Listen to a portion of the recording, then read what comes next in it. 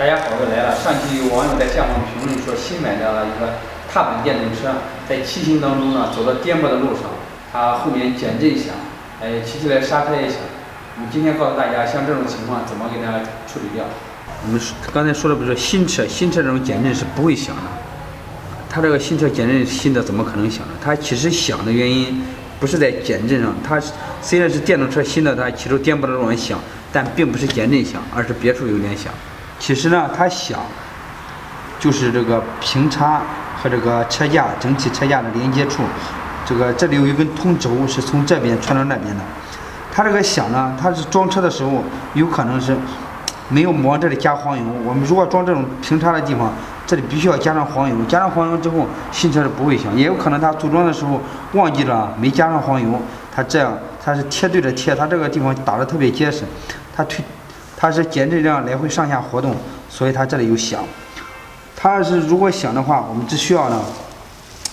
我们现在加黄油也不可能了，加的不好加。我们只需要你看把这个地方，你看我们这样加一点机油，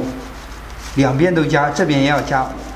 左边右边都加。加完之后，保证就不会出现噪音了。它其实和减震是没有关系的。我们新电动车如果后刹车出现响声呢，我们第一呢应该先看一下刹车线是不是拉得太紧了，因为出厂的时候有可能呢调试的紧。我们先看一下刹车线紧，如果刹车线紧的话，我们稍微松一点。